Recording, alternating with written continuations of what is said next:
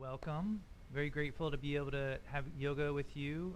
It's a life support for me on a daily basis. I don't know how people make it through a day or two without some attention, right, to these pathways of movement. Everything we do all day, we have to move to do. And what we're moving through is this vehicle. And we got to take some time to get all the connections straightened out, get the wires uncrossed, get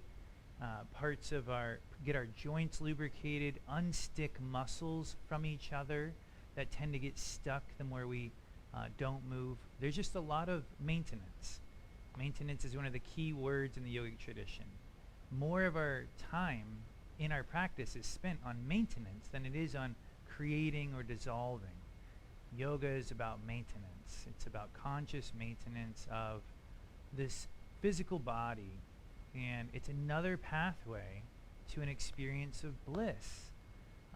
So I wanted to start with this quote from the Shiva Sutras. Okay, the whole universe has come into existence just to carry you to God consciousness. It is not meant to push you down. This universe is meant for your upliftment. Now, when we're young, no one has to tell us this. We wake up every day and we sort of just feel this.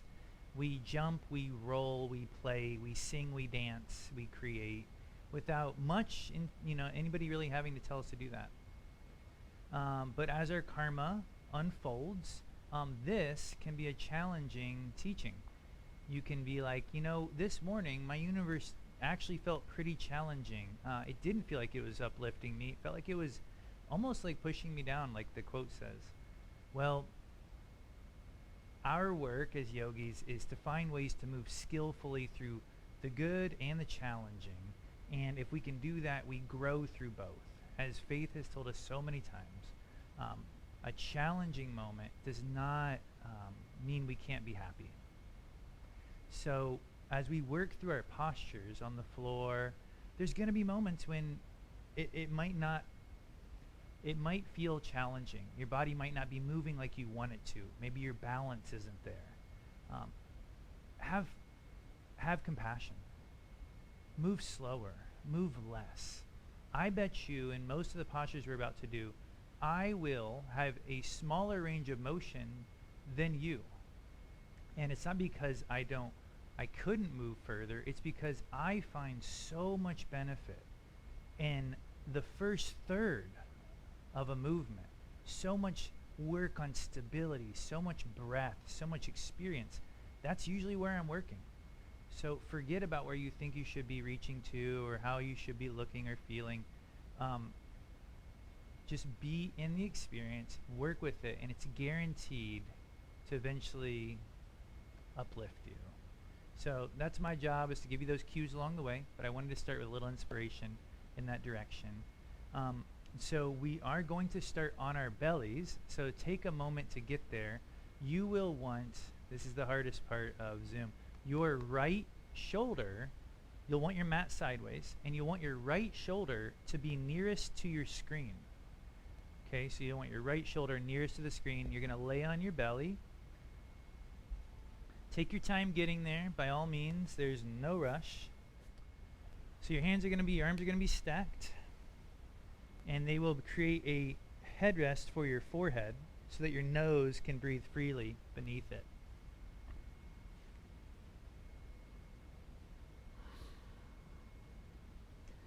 The backside of your hands are sort of bony, right? And so when they interact with the forehead, right just above the brow line, you're actually massaging some sinus pressure points there, just with the pressure of your head on the back of your hands.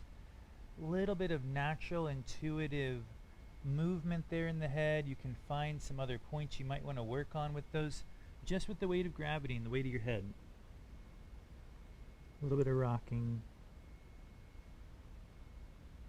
Now, believe it or not, this space is actually helpful for unlocking tension in your back line. Don't really have time to go through all the anatomy, but it's just simple to say that tension in the forehead and at the top of the head wraps around and actually has an effect on tension in your entire back side of your body. So a massage in your forehead could help soften any tight low back issues, for example.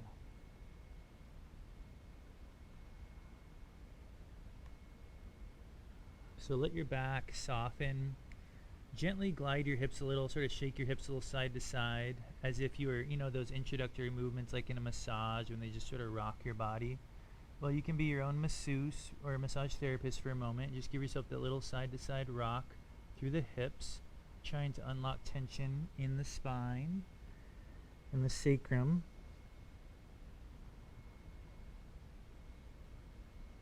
And then finally, let's just breathe a little bit deeper than normal through the nose and see if we can just feel the interaction of our rib/navel region with the floor as we breathe. Now, right away, we can start interacting with right effort. Sure, you could take that cue and press your navel into the floor as a way of saying, checked that box. That's not really what we're after, though.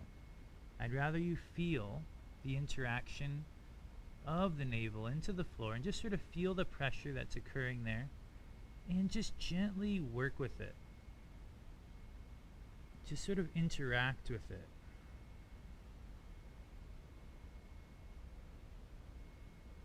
Maybe you'll increase it 1%. Maybe you'll literally just keep it the way it is.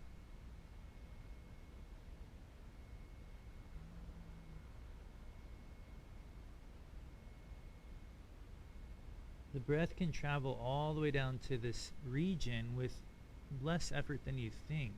Sometimes it's just about getting out of the way, not about powering it through.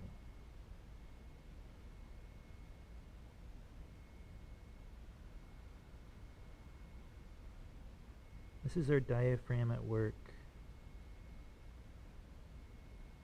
A deep internal muscle responsible for so much. But a muscle we'll never feel really with our fingertips. We'll never strengthen with a weight.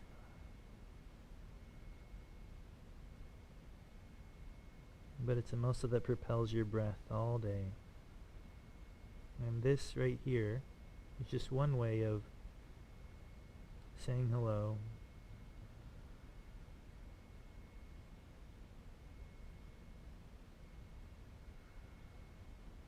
So now that we've taken a little bit of time to bring that attention down a little bit lower than the head, right? To get our breath into that space of the navel. You can also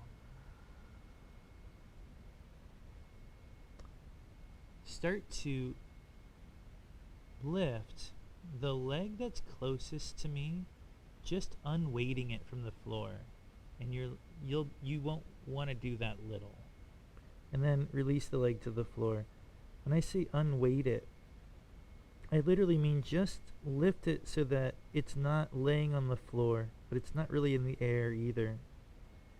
And do this a couple of times. As you let the leg down, try to totally release all effort in the leg so that it returns to a completely relaxed position.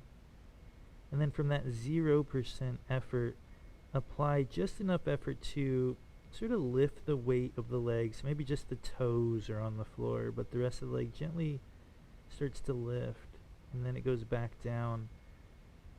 Again, that first percentage of movement, the most overlooked yet the most critical for setting a foundation of what's to come. Please be patient and sort of just give this a little bit of your time, and I think you'll understand why it's worthwhile. But it does require a little bit of patience and curiosity.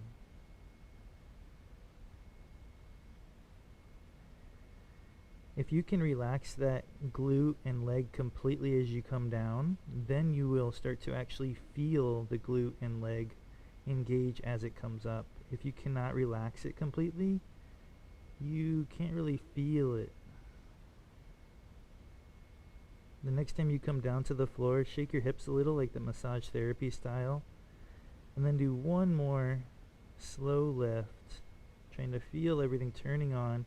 And this time allow yourself to lift it just one more inch. Lift the heads gently from the hands. We'll extend the same arm. That would be your right arm, the one closest to the screen. And then you're going to just bring that right leg, you're going to drift it back behind you. You're going to sort of reach back with it until you get to your left rib cage, and then pause. The left arm will extend out to help you balance. And I just want you can have a little bend in your knees, that'll help. Just rock for a moment on your left rib cage. The side body is responsible for so much, and it's probably the most overlooked of all the aspects. The side body is where you get that expansion in your ribs that helps you breathe. It's where the front and the back of the body transfer energy back and forth as you walk, as you reach, as you do everything moving. And so these lateral side muscles that you're massaging right now with these gentle rocks of the ribs get sticky. And when they get sticky, they're less efficient. And so right now you're just trying to feel for stickiness. Feel for anything that feels good as you rock. And if you find a spot that just sort of feels good, you just chill in that spot for a minute and just give it a little bit more of your attention. And then we're going to let that rocking take us all the way back to our backs. The same leg we worked with before, that would be your right leg. It will be bent. Your left leg can be outstretched. We're going to be working on a similar muscle here that we were working on a moment ago, but in a different way. So this is single leg bridge. Now, normally with bridge, you just press through the foot and you lift your hips, and that's the end of it. I'd like you to feel a little bit more than that. So I want you to imagine dragging that foot back towards your hips. So the right foot is almost going to drag in towards your hips. You'll feel the back of your leg engage, your hamstrings. It doesn't actually move the foot. It's just a dragging. Now, if you can do that, from that position, now unweight the hips. That means just lifting the hips literally the height that you could fit a quarter underneath, on its side, it's nothing. And now completely relax. Let that knee float into the chest. Just sort of rock a little side to side. All right, and then we'll bring that foot back. Let it be sort of near where the other knee is, and then actually drag the foot in an inch or two. It'll sort of naturally stop. Keep that inward dragging going, and then just gently press through the heel to unweight the hips. So now your hamstrings, your glutes, you can tap the glutes if you want to feel, are all engaging in a very holistic way. The back muscles also not dominating but engaged. We'll do that one more time, relaxing down. Give the knee a little bit of a hug. You can even curl up towards it. And then one more time, the foot can drag in. It stops naturally. We keep that gentle inward drag going as we press the heel to lift the hips this time, unweighting and then adding an inch or two. Everybody's body's different, but the idea here is you've built the foundation. Now you can add the weight. And now just sort of gently sway your hips a little and just let yourself sort of experiment and feel shifting your weight inside the foot, outside the foot. Just sort of letting different parts of the glutes and hams activate.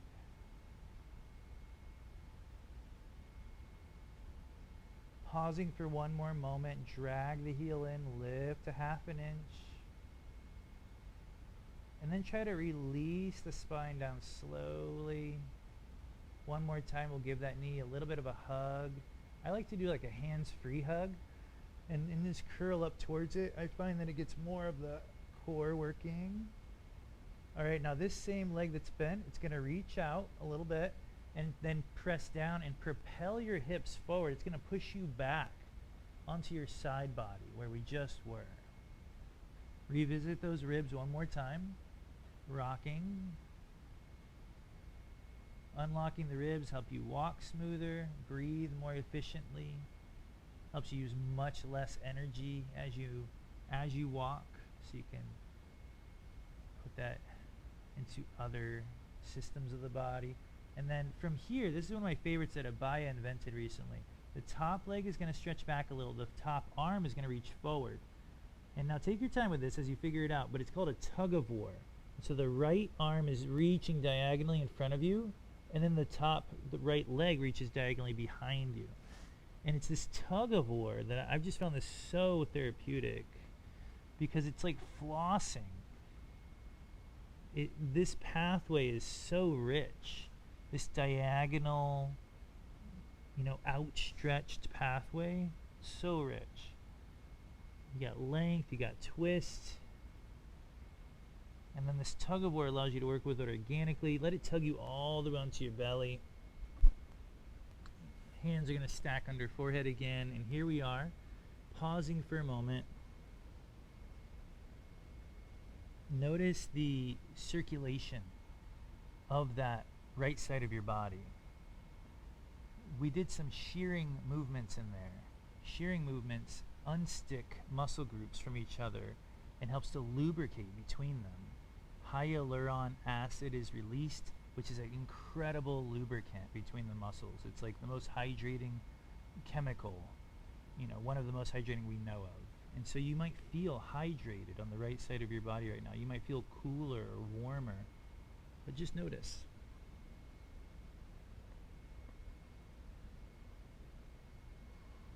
Allow the breath to drift down below the navel. And you can also bring your attention to sort of where your kidneys would be, this lower back area, and you can feel a very gentle expansion there as you breathe as well. Again, it's an interaction. You have to just explore it. More is not better. More awareness is better.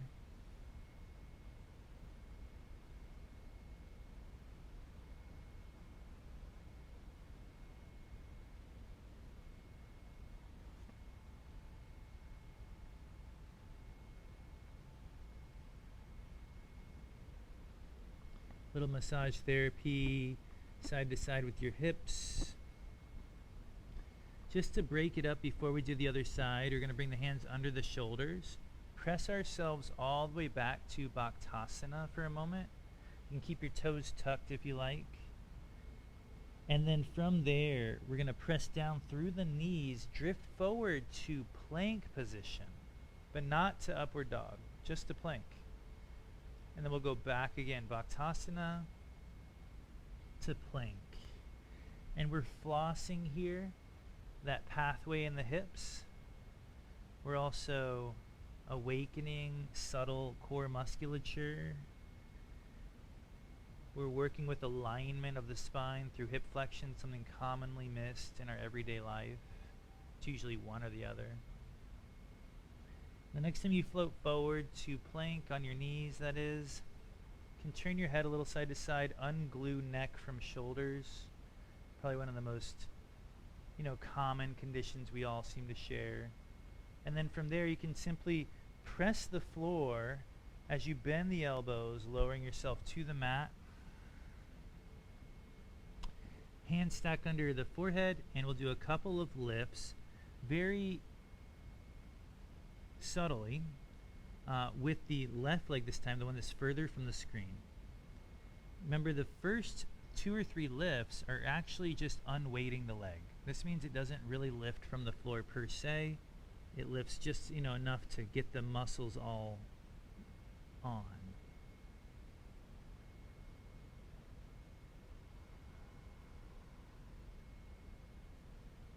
If you'd like to sync this with your breath, it can feel pretty natural to honestly do it with either breath. I tend towards the exhale with the unweighting of the leg.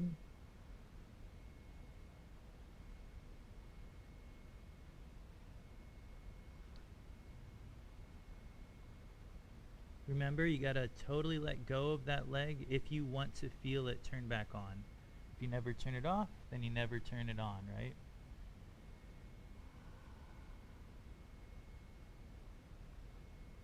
The next time you unweight the leg completely, little massage therapy, side to side, and then we give ourselves one more shot here. As you slowly unweight the leg, keeping that foundation, and then allowing the leg to naturally work and to lift. But it's not about height, it's about, can you feel your hamstrings in the back of your leg, saying yay? Can you feel, the calf muscle enjoying this? Can you feel the front of the hip lengthening and participating? Everything we're doing is meant for our upliftment. If it's not uplifting, we're probably not doing it right.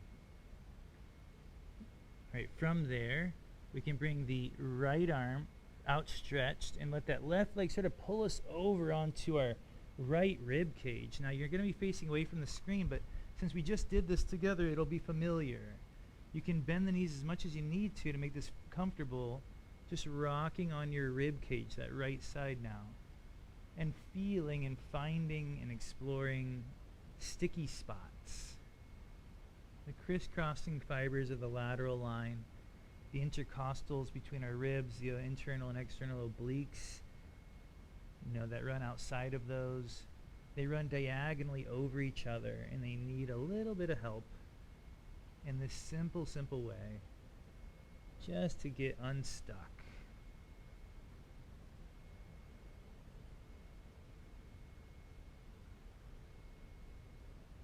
From there, we let ourselves rock all the way to our backs. Your left knee is bent now. Do the same thing we did the other side. The foot plants, and we press through the heel very gently as we sort of draw the heel towards the hips to unweight the hips. The hardest part of this is not lifting your hips like you're used to. To find that 1%, to find that first bit when all the muscles actually start to play together, you got to let go of the height. And you're just going in and out of this. A little dragging into the heel, a little lifting of the hips. You want to feel everything turn on and then feel everything turn off. If we learned one thing about the nervous system, it's that the ability to turn on and off the parasympathetic and sympathetic systems is probably the biggest challenge for all of us. We can all find a way in, but we don't know how to go back and forth. That seems to be a really necessary part of health. Give that knee a little hug. We approach this one a little bit differently than the other side. That's just how it is sometimes. Did a few more reps before the counter pose, so take a little bit longer here with the counter pose. You can curl up towards it hands free if you want to get a little more activation in the front of the body, especially if there's any pinching or just any acute sensations in the low back that'll offset it. And then finally we'll put it all together one more time. A dragging into the heel, gentle depression of that heel to unweight the hips. All the musculature of the hamstring, the calf, the glutes, the back, we can feel them playing together. And then the hips naturally lift together. It's like there's an actual appetite for this movement. We're not pushing or pulling, we're actually playing. And then slowly reclining the spine back to the floor or the mat. That foot that's on the floor is going to press through the floor. The right arm comes up next to your ear to make some room. So you can once again massage the right ribs just a couple of times here before we tug of war. Notice if one side of your body feels a little stickier or is more enjoyable. To me they're the same thing, which is good to note. Alright, and then the tug of war. So we extend the top leg and top arm. They reach diagonally apart. The top left arm is reaching diagonally sort of towards that corner of the mat. And the top leg pulls you back away from it. This is a tug of war where you're both sides. So if you're on both sides of the tug of war, there's no winner and there's no loser. There's just the play. There's just the benefits. There's just the experience. So that's where you are.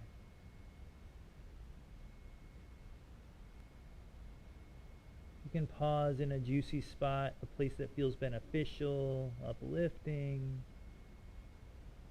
And then that arm will help draw you back onto the belly. Hands can stack once again for the last time under the forehead. And then just revisit your breath. See if you feel that lubrication, that space on the left side now balanced out.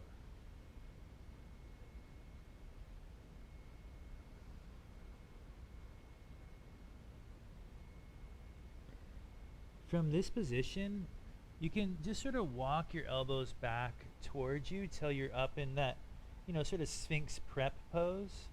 But we're not going to do Sphinx per se. I actually want to do a little bit of an abdominal awakening here. And again, it starts with unweighting. I want you to just press down through the elbows to unweight the hips. The hips are heavy, and then the hips unweight. You release the hips, and then unweighting the hips. And next time you unweight them, continue to press and just take it up another half inch or an inch and feel the quantity of work available here in just the first inches of a movement. You can really feel the front body working hard. It's almost like opening the door. That little point of opening is the hardest part, and then once the door swings open, sure, you can press down now through the elbows and knees, tuck your toes, and you can pull yourself back, walk your hands back with you to Bhaktasana like we did before. And just like before, we're going to, a couple of times, just sort of float forward to plank. Not quite to upward dog. Bowing back to Bhaktasana. And the next time you're forward in plank, just pause there. The majority of the weight wants to be in an imaginary horseshoe shape from your pinky finger to your thumb, allowing the middle of the hand to float naturally. This brings the weight down into the outside, the triceps. The shoulders naturally can depress away from the ears. And you can move your shoulders and neck independent of each other in this position. Unglue, unstick. All right, from there, pressing back, and we're going to stand on our knees. For the sake of tutorial, I'm going to face you. You don't have to change your positioning unless you want to be able to see me better, but we're just going to be creasing the hips and scooping the arms. Creasing the hips, scooping the arms. So I'm going to turn back. And so creasing the hips, scooping the arms. So simple, but I want you to imagine like you're literally moving through water. Imagine you're like in that Cirque du Soleil show that's all underwater. There's no choppiness. And your arms don't lift up through nothing. They're lifting up through water. So there's a resistance there. And that resistance isn't you having to like fight anything. It's just you having to feel movement. We are flossing here, the hip joint. We're also repatterning so that we can start to learn how to fold at the hips and keep our spine long, soft, but also supported. So often, the minute our hips crease, our back's round with no awareness. And this is just training a pathway. It's a natural movement pathway. The next time the hips crease, just sort of pause with the arms lifted at a natural height. I'm not up at my ears. I don't know where you're at. You can be wherever you want. But you should just feel, okay, so this is sort of like the height. My back feels strong. My hips are creased. And it's a little bit challenging. Excellent. And then we're going to bring those hips, or those hands rather, down to the hips and scoop the tailbone under. And we're going to roll the spine up. And that'll be a couple of movements in a row. We're going to do that again. Creasing the hips. So this is that flexion of the hips. And then scooping the tail under, and you're literally scooping up like ice cream, and rolling the spine up. And so this is unsticking the vastus muscles from the rectus femoris, basically your quadriceps. Yes, they all work together on the top of your thigh, but there is a family that's deeper called your vastus, and then there's a family that's more superficial, or rather a muscle, the rectus femoris. And so they get stuck. They perform a lot of the same actions, but they need to have independence. And that's what this is doing. It's unsticking the front of the hips.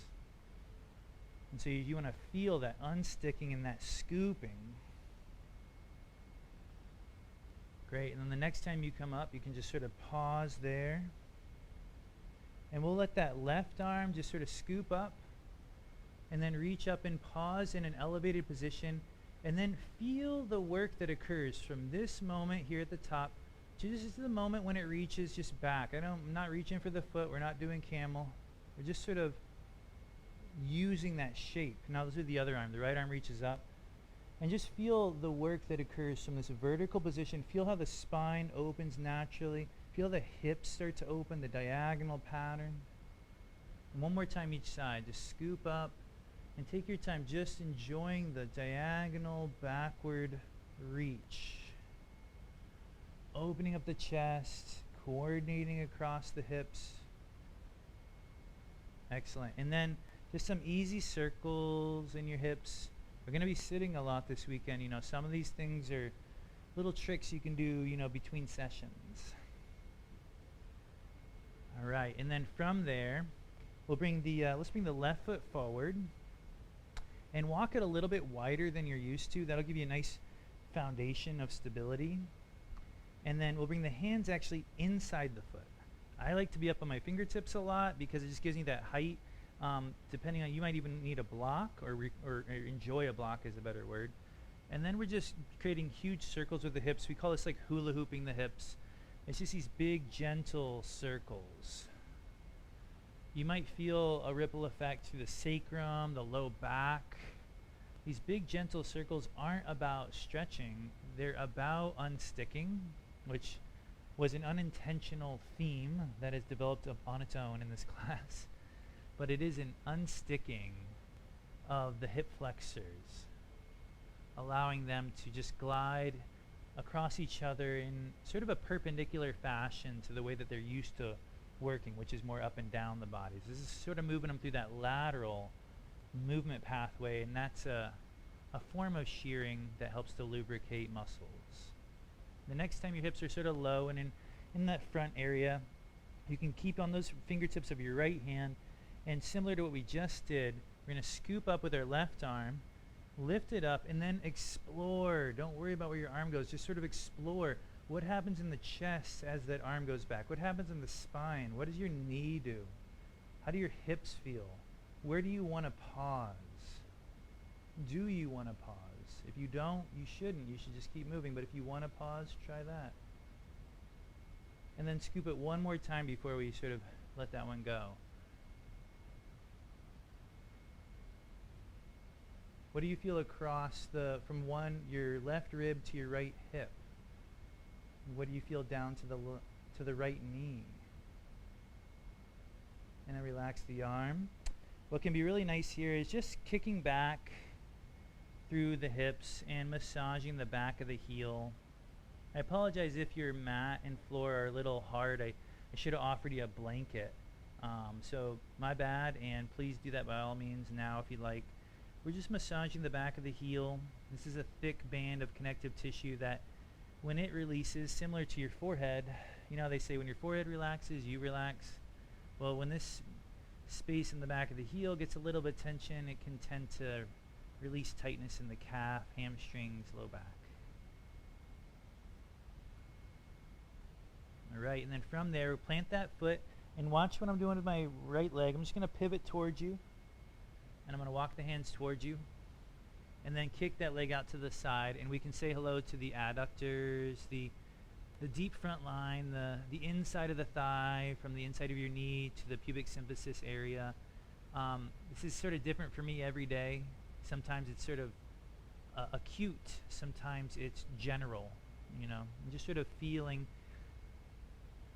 as you're pressing back, where's a productive space? What's a productive, you know, way of moving? Usually moving through water is going to get you in a good spot.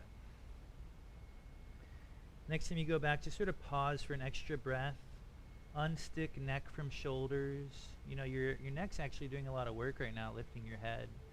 And so we want the shoulders and the neck to always be independent of each other. And then walk that foot in a little bit and bring the hands towards you on the floor. Try to roll your spine up. Just a little moment there. The foot turns out for our last little thing on this side of the body. We draw the foot towards us, similar to how we were working when we were on our backs. It's just that isometric drawing in. Activates the deep front line, which should get you a ½ inch taller and feel a little bit more stable. And then the right arm just sort of paints a rainbow. As you bend towards that leg, you let it close the shoulder, and then you come back, reach, grab a little bit more rainbow paint, and paint the rainbow one more time. And then the next time the arm comes forward, you can do it one time backwards. Just going the other way, painting the rainbow backwards. And the very last time, we're going to pause and do this last backwards painting of the rainbow in a slower motion.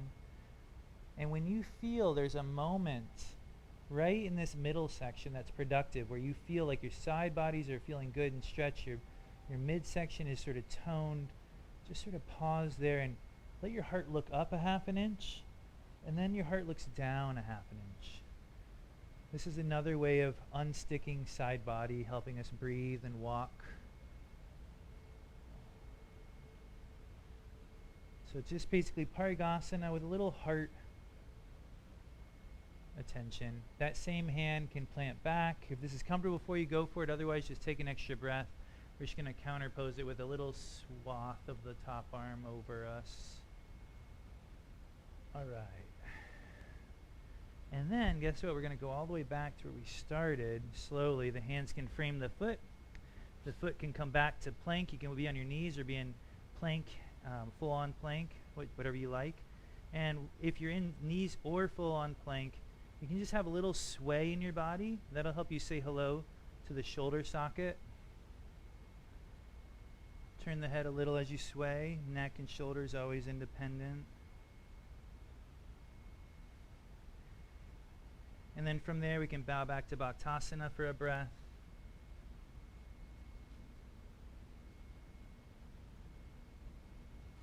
Slowly roll the spine up.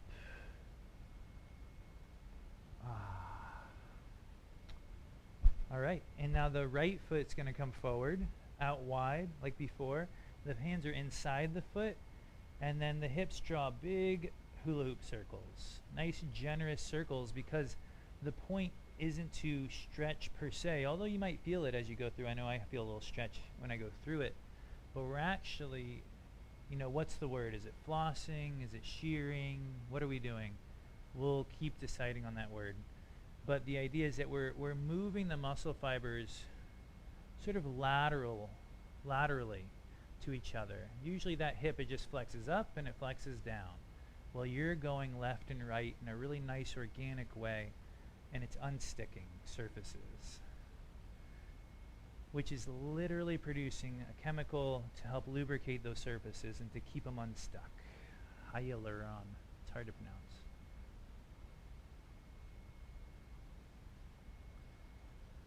All right, pausing for a moment. We'll keep those left fingertips down and just draw some nice big circles. Remember, we're going to take our time here at the top. There's really no rush.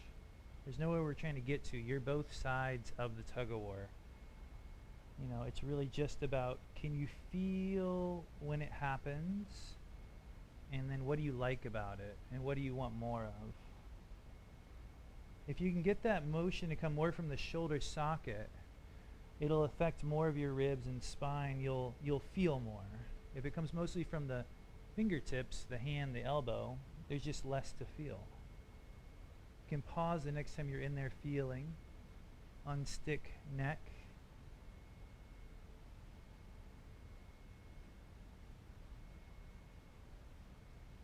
Relaxing the arm back and down. Kicking the foot forward, and then massaging the heel by just sort of drawing circles with our hips. Let yourself totally relax into this position and just feel, what can I do for that heel. What is it? What feels good in my hams? What's a natural movement for my hips right now?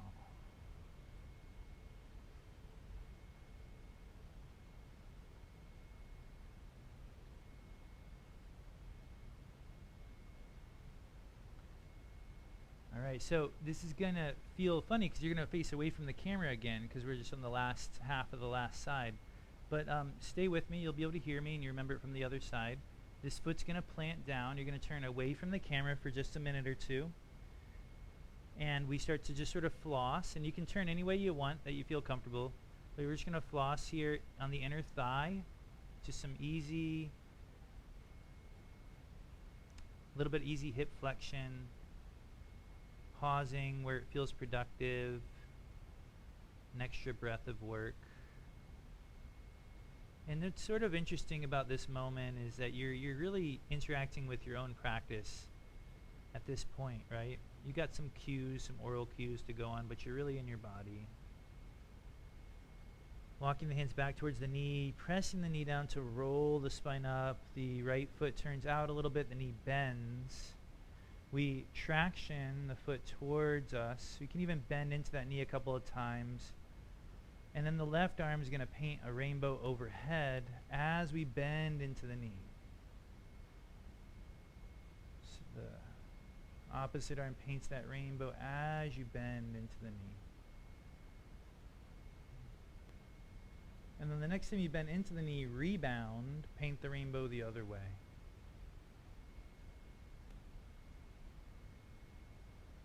Feel the opening across ribs.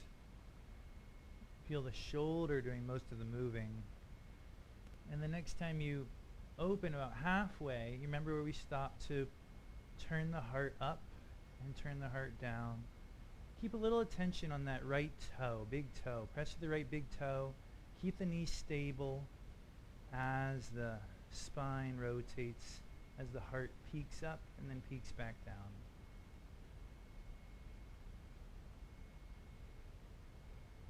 After your next little upward peak of the heart, the top arm can plant, the right arm can sweep. Just a little counter pose moment.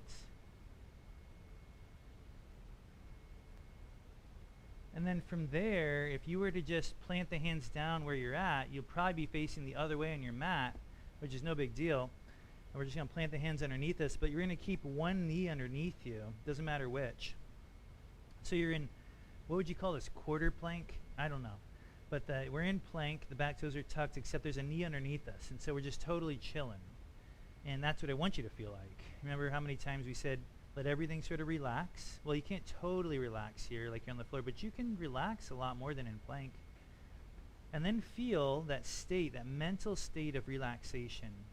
And let it continue to exist. Okay, this is your yogi, you can do this. As you start to slide the leg back to plank. You can bring the other knee in underneath you, and then you revisit that relaxed mental state. And so we can just sort of practice this a couple of times, adding a little bit of stress to our body, but not biting the stress hook and getting hooked in it with doership. You know, doership doesn't mean you don't do anything. Doership means that you're not overdoing everything, right? So if you can find that state of relaxation when the knee's underneath you, and then you can let the body work without overdoing anything, that might be the path to effortless effort. The next time the legs reach back, just pause for a moment, put it all to the test. Sustaining just gives you another glimpse into another level of the same work. Knees can drop, hands press, or the hips press back, hands support you into a bent leg downward dog. Wag your tail a little bit. Excellent. And then rolling forward. Here we go. You're going to roll forward. You round the spine through plank, rounding forward. That gets the front of the body online. Knees drop. And finally, we open our heart through our hands. Or through our shoulders for Urdhva Mukha Svanasana. Pull the abdominals in. We come back. We bow back to our heels. And then fold the hands in And just sort of flex them inwards so they have the oppositional work. You can do it a few times. You're just flexing them in, fists towards each other. Relax however you can.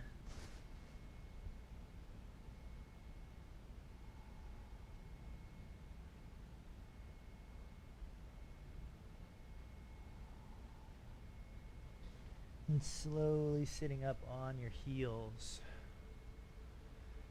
We'll go ahead and pivot to face the screen, just keeping things simple. Can kick the hips over to one side. We'll do a 90-90 position with the legs, which just offloads, any tension in the hips. And then just take this left arm. Don't know if I cued which way to put it. So just take it's the opposite of the arm that's behind you, and just sort of draw a nice diagonal line here. We've done plenty of this motion today, so it's really we're not doing this for the stretch, we're doing it for the pathway. Next time the arm reaches up, just sort of pause there and see if you can find your breath. I have to sort of come out of this stretch about 10% to find my breath.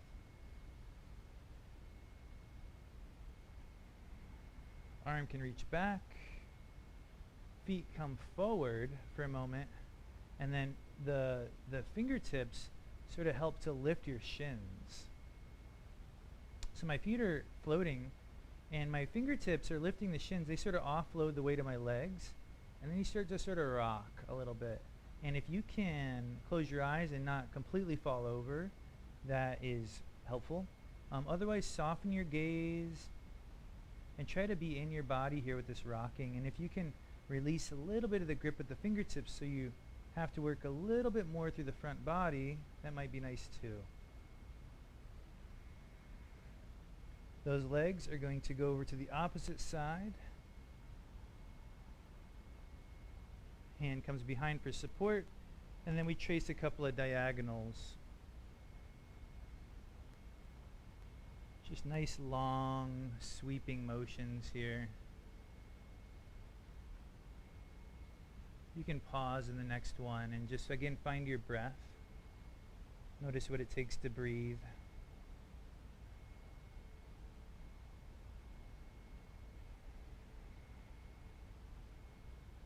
And we'll come back. And one more time, lifting those legs up towards center, using fingertips to help support you. Find that sort of off balance, organic rocking motion, trying not to be too much in control.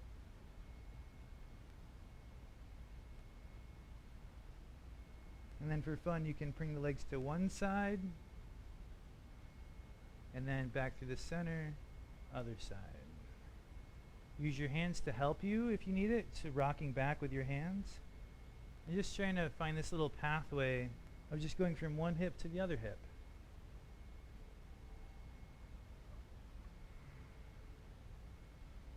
All right. And it doesn't really matter which side you end on. We'll come back through the middle, pivot, and we'll use our hands again to help us release slowly towards the floor. And this is sort of fun if you take your time with it.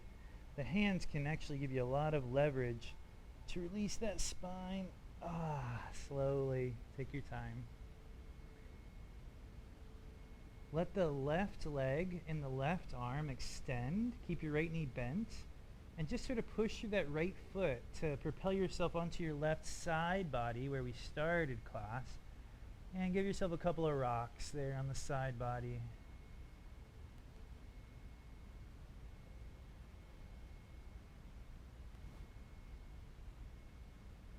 And we'll come back to the center. Give your knee a hug. Outstretch limbs. Bend left knee in. Keep the right arm and right leg outstretched. Press through the left foot, propelling you onto your other side. A couple of rocks to wrap us up.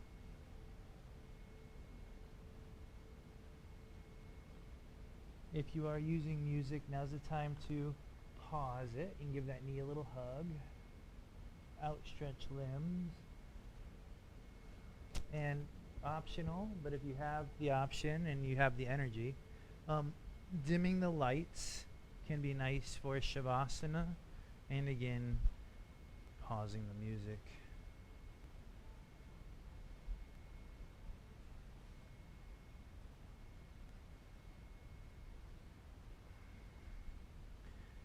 You can start Shavasana with just a little massage therapy rock, just that little side to side wiggle, waggle.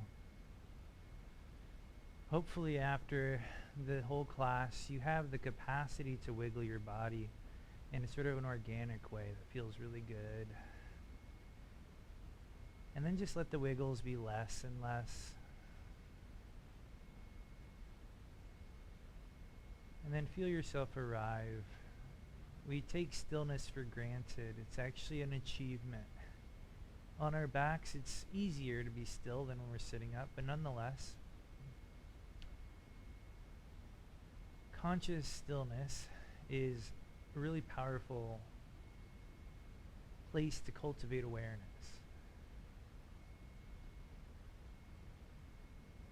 When your body becomes still, but your awareness is still glowing, you can feel your body. You can feel your breath and your circulation occurring.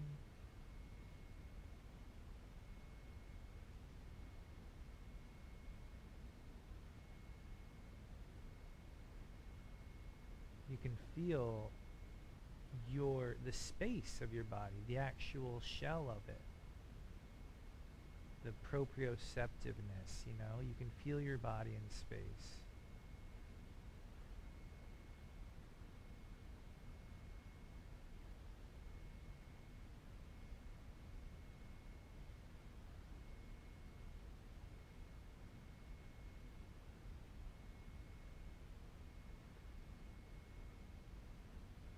And begin to focus on your breathing. Shavasana is just for you, so I'm going to let it be quiet here in just a moment. But with the awareness of meditation, you can listen to that in-breath and out-breath. And you can keep the mind tethered to the breath with the mantra hum as you inhale, sa as you exhale. And let yourself explore Shavasana like a blissful meditation.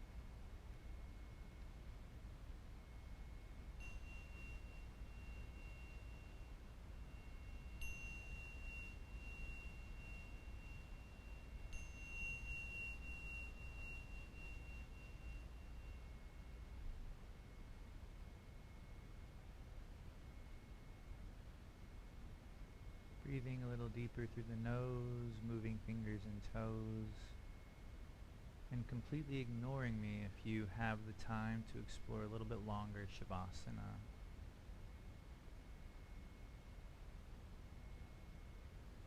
Otherwise, you can roll onto your side, pushing down through the top hand, through the floor to help lift you up,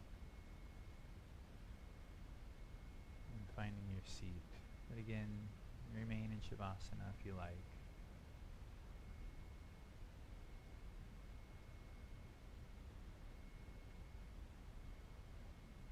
So this whole world is meant for our upliftment, and I think a big part of realizing that is starting to really just enjoy how we can move and to work within our movements more consciously, letting go of angles and landmarks and just learning how to play in those first degrees of motion and foundation. And so hopefully you felt that today. And even more than important than that, hopefully the work you just did for the last hour will make it possible for you to enjoy moving, breathing, walking, and sitting for the rest of your day. So thank you all for being here. Namaste.